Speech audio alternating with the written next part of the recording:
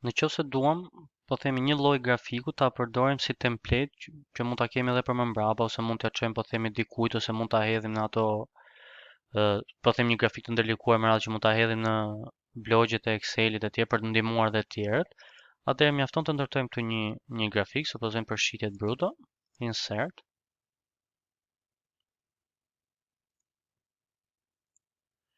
Atëherë këtë grafik ne mund ta ruajmë ose mund t'i japim pra save si mund ta lëmë si template më vete, klikojmë këtë me të djathtën, save as template.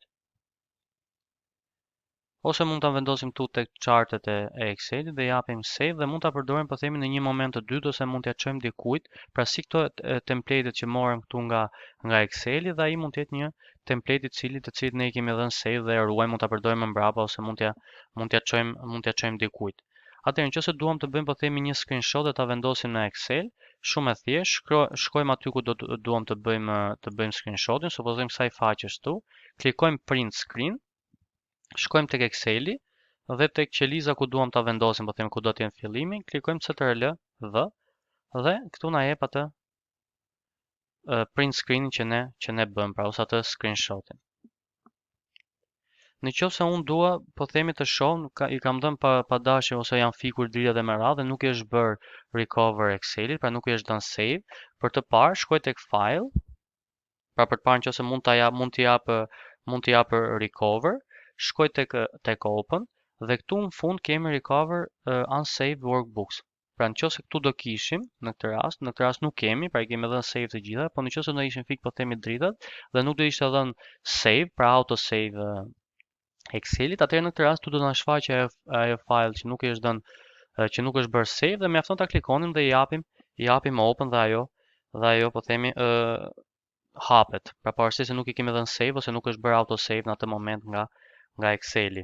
Një element tjetër, nëse unë dua ta printoj po themi këtë faqe bashkë me komentet ose notes që ajo mund të ketë. Për shembull, këtu kam një koment, supozojmë insert comment.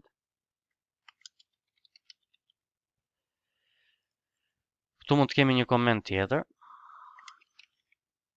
Atëherë unë dua që ta printoj këtë faqe, por dua që tek printimi të jenë të vendosura, pra të jetë vetëm faqja kështu siç është. Pra të jetë vendosur bashkë me komentet sipër tyre. Dua të printoj edhe komentet. Atëherë shkoj tek page layout.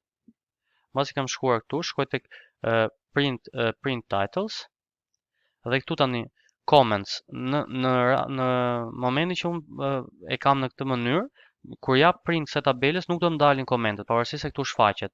Shkoj këtu te comments dhe klikoj as displayed on sheet ose at the end of the sheet. Pra nëse dua që këto komente të jenë në fund. E marr me radhë siç janë bërë display këtu, japim OK dhe kur shkoj e selektoj tabelën, kur shkoj tek print selection, pra shkoj tek faqja tjetër, i shikoni këto janë të shfaqura komentet. Nëse unë dua që ato të printohen po të jenë në fund të faqes, shkoj at the end of the sheet, jap OK, tek file, print. Dhe po ta shikoni është një faqe në fund që ka të gjitha komentet dhe këtu qelizën se ku është bërë ky koment. Tani për pjesën e vendosjes, po themi të këtyre paneleve ose po themi të këtyre komandave të vogla, këto janë edhe të editueshme. Pra nëse unë këtu dua të shtoj një shëritme akoma dhe me gjëra të tjera ose të heqe me radhë, mjafton të shkoj tek file, options, në fund. Dhe këtu kemi ribbon, customize ribbon. Dhe këtu tani unë mund të shtoj ose mund të heq komanda që dua. Për shembull, dua tek page layout nuk i dua të gjitha këto, disa dua t'i bëj remove. Për shembull këtë range dua që ta heq. Mjafton t'i bëj remove dhe hiqet nga ky shëriti i veglave që quhen tu sipër. Nëse dua të shtoj gjëra të tjera që dua t'i kem këtu direkt si komanda, pra që mos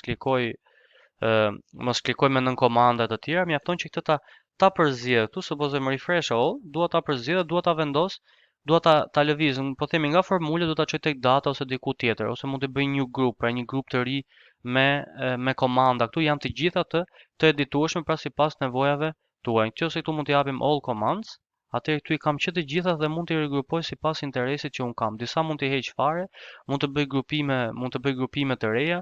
Pra grupimet këto që janë tek page layout mund të heq te orientation, ta çoj tek insert, pra mund të bëj editime të ndryshme përgjatë këtij shiritit.